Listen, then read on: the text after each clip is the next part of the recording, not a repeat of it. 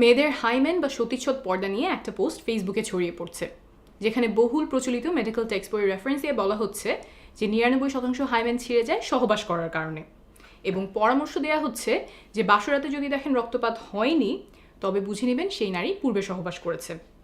এই ভিডিওতে মেয়েদের ভার্জিনিটি পরীক্ষা করার প্রচলিত পদ্ধতিগুলো নিয়ে আলোচনা করব, রেফারেন্স সহ বুঝিয়ে বলবো এগুলো কতটুকু নির্ভরযোগ্য।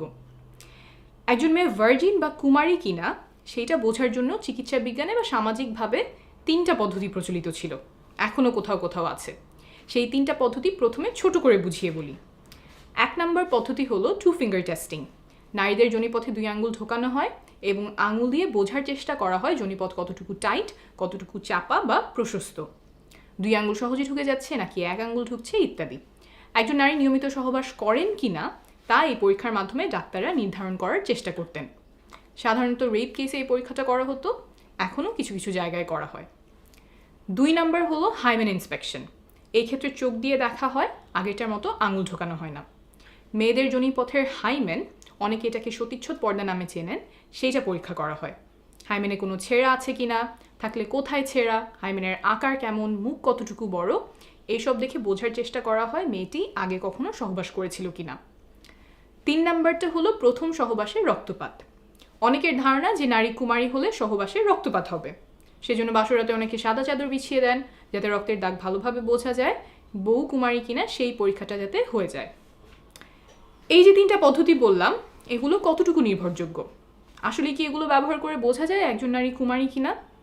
এই পরীক্ষাগুলো নিয়ে সর্বশেষ মেডিকেল সায়েন্স কী বলে তা এখন বুঝিয়ে বলবো। প্রথমেই আসি 3 নম্বর উপায়ে, প্রথম সহবাসে রক্তপাত।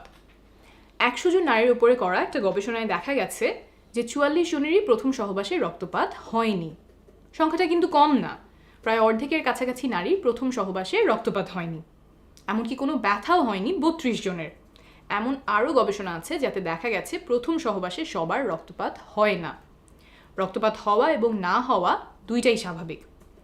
কারো কারো ক্ষেত্রে যোনিপথ পিচ্ছিল না হওয়ার কারণে বা জোর করে পুরুষাঙ্গ ঢোকানোর কারণে যোনিপথের দেয়াল ছিঁড়ে যায়, ফলে রক্তপাত হয়। এরপর আসি 2 নম্বর উপায়, হাইমেন ইন্সপেকশন বা সতীচ্ছদ পর্দা দেখে বোঝা যায় কিনা নারী কুমারী। এটার ব্যাপারে হয়তো অনেকেই শুনেছেন, সহবাস করলে মেয়েদের যোনিপথের পর্দা ফেটে যায়, আর তাহলে তো ওটা দেখলেই বোঝা যাওয়ার কথা যে সে সহবাস করেছে কিনা। অনেকেই মনে করেন হাইমেন এমন,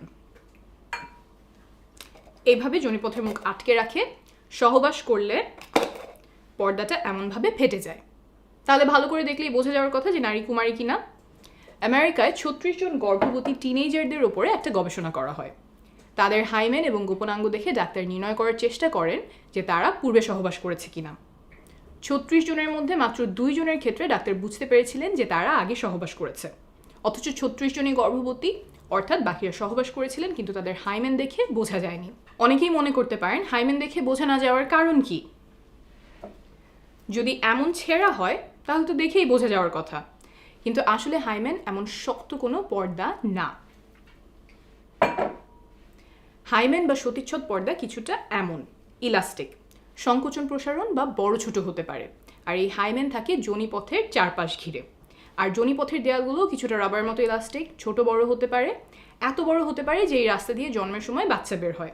তো এই যোনিপথ ঘিরে যে পর্দার মতো থাকে হাইমেন, সেইটাও বড় ছোট হয়। এই পর্দাটা অনেক রকম হতে পারে, এক একজনের এক এক দিকে খাঁজ থাকে, ভাঁজ থাকে, আর মেয়েদের জন্মের আগেই তার হাইমেনে ফুটো থাকে। বড় হলে সেই ফুটো দিয়ে মাসিকের সময় রক্ত বের হয়। এই ফুটোও অনেক ধরনের হতে পারে, বড় ছোট হতে পারে। ফুটোটা কত বড় হবে সেটা বয়স, ওজন, উচ্চতা সহ আরও অনেক কিছুর উপরেই নির্ভর করে। আবার সহবাস ছাড়াও অনেক কারণে হাইমেনে টান পড়তে পারে বা এক অংশ চিড়ে যেতে পারে, যেমন খেলাধুলা, আঘাত পাওয়া, তারপর মাসিকের সময় ট্যাম্পন ব্যবহার করা ইত্যাদি। এই সব কারণে হাইমেন দেখেই নিশ্চিতভাবে বলা সম্ভব না একজন নারী পূর্বে সহবাস করেছিলেন কিনা। এখানে বলে রাখা ভালো যে কারো কারো জন্মের সময় হাইমেনে ফুটো নাও থাকতে পারে। মেডিকেলের ভাষায় এটাকে আমরা বলি ইমপারফেক্ট হাইমেন, সেটা 1000 বা তার চেয়েও কম হয়, তখন ছোট একটা সার্জারি করে হাইমেনে ফুটো করা হয়। এখন বলছি 1 নম্বর উপায় নিয়ে, 2 ফিঙ্গার টেস্ট। এই পরীক্ষাটা কোনো বৈজ্ঞানিক ভিত্তি ছাড়াই চিকিৎসা বিজ্ঞানে ঠাঁই পায়। উপমহাদেশের অনেকগুলো মেডিকেল টেক্সট বই এই পরীক্ষার কথা লেখা আছে, সেই সব পড়ে ডাক্তাররাও অনেকদিন এই পরীক্ষা করতেন। এই মন গড়া অবৈজ্ঞানিক পরীক্ষা বন্ধ করতে বিভিন্ন দেশে এটাকে ব্যান করা হয়। ভারতে এটা ব্যান করা হয়েছে 2013 সালে, বাংলাদেশে 2018 সালে এবং পাকিস্তানে 2021 সালে। তাহলে বোঝা গেল যে এই 3 উপায়, 2 ফিঙ্গার টেস্ট, সতীচ্ছদ পর্দা বা রক্তপাত, কোনোটা দিয়েই কুমারিত্ব বোঝা যায় না। তাহলে আসলে কি কোনো নির্ভরযোগ্য বৈজ্ঞানিক উপায় আছে যার মাধ্যমে বোঝা যায় নারী আগে সহবাস করেছে কিনা? না, নাই। তারপরেও দুর্ভাগ্যজনকভাবে কিছু মেডিকেলের বইতে এখনও এসব পদ্ধতি লেখা হয়, মেডিকেলের ছাত্রদেরকে শেখানো হয় রেপ কেসে নারীদের পরীক্ষার অংশ হিসেবে। যেমন প্রফেসর রেড্ডির লেখা ফরেন্সিক মেডিসিনের বই, যেখান থেকে উদ্ধৃতি দিয়ে ভাইরাল ফেসবুক পোস্টে কুমারিত্ব নিয়ে অবৈজ্ঞানিক দাবি করা হয়েছে। এখন আপনি বলতেই পারেন যে মেডিকেলের টেক্সট বুক আমি ভুল বললেই তো হলো না, যিনি লিখেছেন তিনি তো একজন বিশেষজ্ঞ, আমার রেফারেন্স কি? বিশ্ব স্বাস্থ্য সংস্থা বা WHO, United Nations human rights, UN Women, এই সংস্থাগুলোর বিশেষজ্ঞ প্যানেল বলছেন যে প্রফেসর রেড্ডির লেখা ফরেন্সিক মেডিসিনের বই সহ আরও কিছু বই ভার্জিনিটি টেস্টিং নিয়ে অনির্ভরযোগ্য এবং অবৈজ্ঞানিক উপায় শেখান। তারা আহ্বান জানিয়েছেন যেন এইসব বইতে চিকিৎসা বিজ্ঞানের সর্বশেষ তথ্যগুলো তুলে ধরা হয়। আমি রেফারেন্স নিচে দিয়ে দিব। ভিডিওটি যারা দেখছেন তাদের কাছে অনুরোধ, হাইমেন বা সতীচ্ছদ পর্দা, ভার্জিনিটি টেস্টিং ইত্যাদি বিষয়ে কেউ ভুল তথ্য ছড়ালে সেখানে প্রমাণ তুলে ধরে ভুল ধারণাগুলো দূর করার চেষ্টা করবেন। আপনার এই প্রচেষ্টায় হয়তো কারো জীবনে অনেক বড় উপকার হবে। ভালো থাকবেন।